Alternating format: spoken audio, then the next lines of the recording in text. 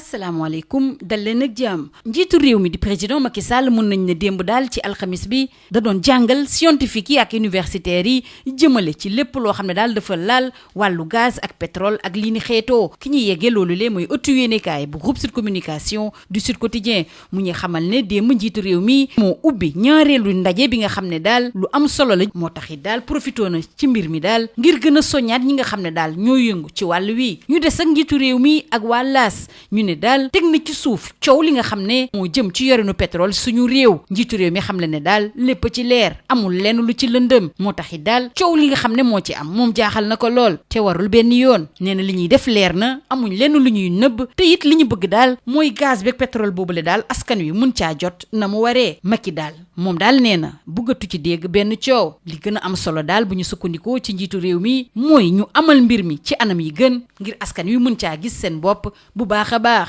mu dénk ko waa l'info ñu des ak njiitu réew mi ba tey ak le soleil ci boobu la ndaje ba tey muy soññ ñi nga xam ne ñooy yëngu ci gaz beeg pétrole bi daal ñu fexe ba gën a lëkkale seen doole teg ci nag muy soññ ñooñu le daal ku nekk jël ci sa responsabilité ba war ñu des ak njiitu réew mi nga xam ne nag mooy it président coalition Benno Bokk Yaakaar ak waa Sud Quotidien di xam le ne daal APR moo ëpp doole ci coalition Benno Bokk Yaakaar li koy firndeel mooy séddale jëmale ci wàllu député yi nga xam ne moom la coalition bi war a am ci assemblée nationale waa APR ñoo ëppale ñaari yoon ñi nga xam ne ñoo koy gunge ñu des ak njiitu réew mi ak parti bii di APR ak waa Tribune ñuy artu bu baax a baax ne ñoom daal dafa mel ni ci ab bomb la ñu toog te bu ñu moyul daal dana claté ndax ñu bëri ñi nga xam ne ñoo ne ci gannaawam bëgg kaa wuutu ëllëg muy dauphin yi Tribune dellu si na it ci xëccoo bu taratar bi nga xam ne moo am ci diggante Idi Abdoulaye Daouda Diallo Amadou Ba Aly Ngouille Ndiaye ak Mimi ñu des ak soxna Mimi Touré bi fi doon premier ministre ak l'enquête mbiram nag soxal leen lool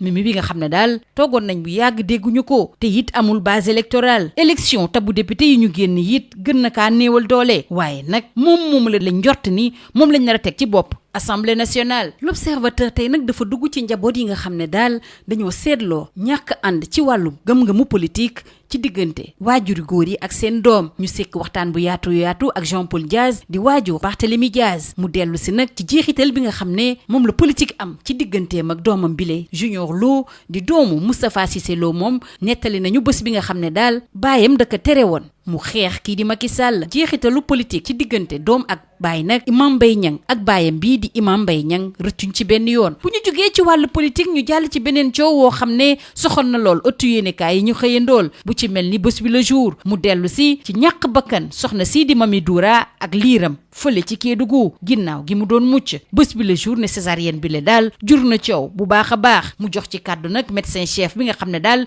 mi ngi indi ay leeral ci mbir mi teg ci nag di artu bu baax a baax moom docteur Fodé Danfakha weddina bu baax a baax xibaar yi nga xam ne moo njëkk a jug ci ñàkkut bakkan Mami Doura mi ngi xam le ne dana ab plainte boo xam ne danañ ko teg ci ndodd journal bi di Libération Sud Quotidien bi ñuy xamal ne teg nañu loxo ñett ci waa kër docteur bokk na ci gynécologue obstétricien bi di docteur Léonce Mbaye Faye ginnaaw gi nag kuréel bi nga xam ne moo ëmb gynécologue obstétricien yi nekk suñu réew jaarale ko ci ab communiqué ñu ngi xamle ne daal ñu ngi ci gannaaw seen naataango boobule tey jii sax SAMES dañoo fas yéene dem ci ab grève bi la grève ab artu la Libération di ñu xamal ne nag leneen loo xam ne it ëllëmoon na waa réew mi muy sinébar bi nga xam ne moom lañ fekkoon ci ab ambulance ci Kalifuru ñu dellu si nan lañ def daal ba ñu teg loxo Mamadou Gaye bi nga xam ne yàgg na jël ab sinébar dugal ko ci ambulance am bi ci diggante Ndakaaru ak Medina Wandifa jàll ci wàllu tàggat yaram door ko ak waa stade bii waxtaane nag jënd ak njaay jëmale ci gaynde football yi ñuy xamle ne Bamba Dieng démb daal lim doon xaar ci visite médicale am ba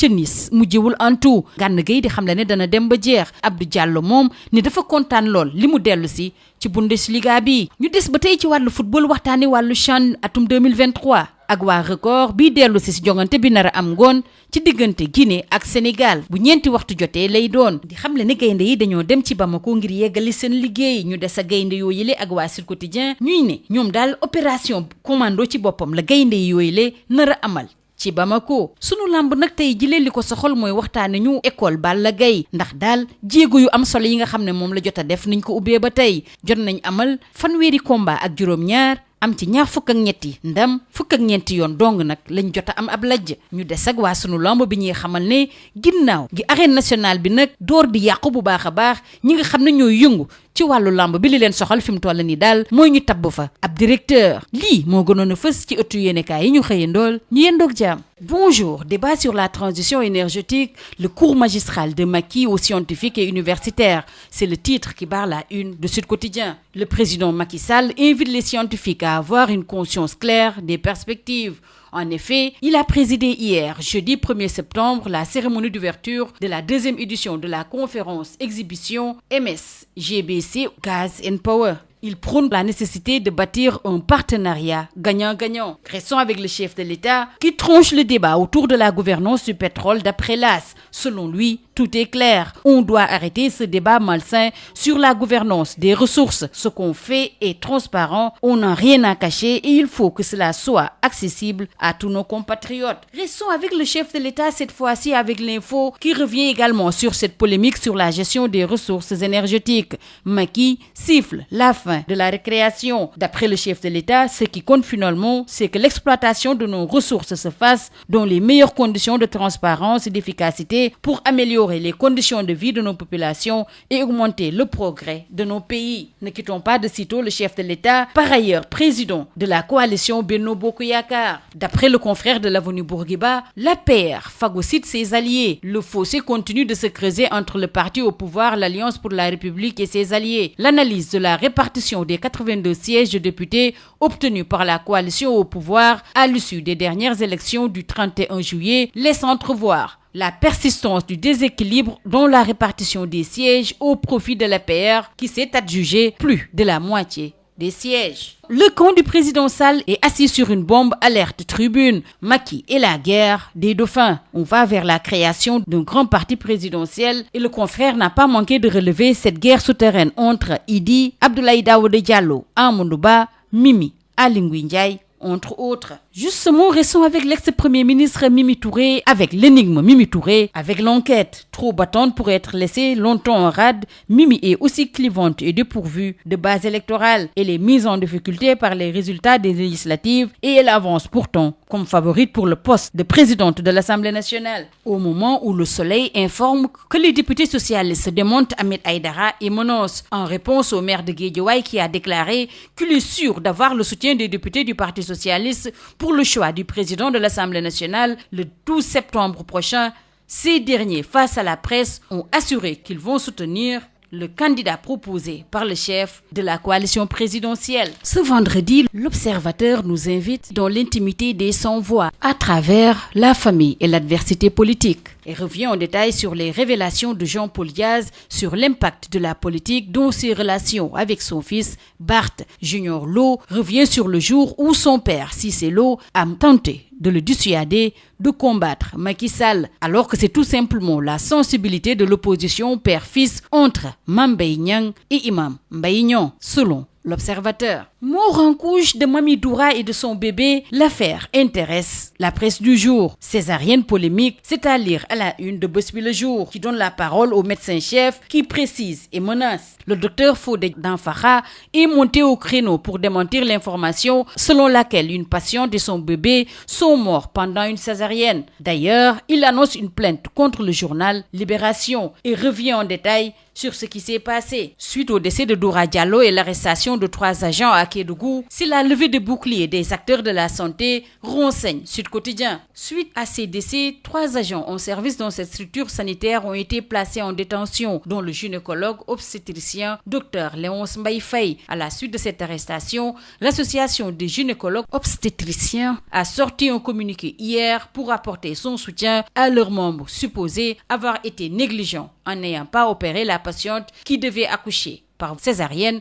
et non par voie basse. Le syndicat autonome des médecins du Sénégal, le SAMES, sera en grève ce vendredi sur toute l'étendue du territoire national. Selon Libération, confrontés hier les mis en cause dans cette affaire, Mami Doura Diallo se perdent dans des contradictions. Reparlons de cette affaire de saisie de drogue dans une ambulance à Kalifourou avec Libération qui revient sur comment le transporteur est tombé. Durant plusieurs mois, Mamadou Gueye, à bord de son ambulance entre guillemets, faisait des livraisons de drogue entre Dakar et Médina Wandifa. Libération rappelle que lors de son arrestation, il tentait, sirène battante, de soulever lui-même les plots de sécurité installés par les gendarmes au motif que son malade était dans l'urgence. En sport, Stades le quotidien du sport s'intéresse au mercato estival des Lions. Bamba Dieng et Recalé et Gana et Diallo ont été présentés hier. Bamba Dieng a raté sa visite médicale à Nice et Gana Gueye de déclarer « Je me donnerai corps et âme » alors que Abdou Diallo est heureux d'être de retour en Bundesliga. Au moment où Record s'intéresse au CHAN 2023, Guinée-Sénégal prévu à 16h. Les Lions sont à Bamako pour terminer le job. Les Lions A pour assurer la qualif, ajoute Stades le quotidien du sport. Alors que pour Sud Quotidien, les Lions sont en opération commando à Bamako. Sunu Lamb s'intéresse ce matin à l'école Balla Gaye 2 qui impressionne avec 37 combats, 23 victoires et 14 défaites. Pour Lamine Golo, c'est un bilan satisfaisant. Face à la dégradation et la mauvaise gestion de l'arène nationale, Sunu Lamb renseigne que les acteurs de la lutte exigent un directeur. C'est tout. À vos journaux et très bonne lecture.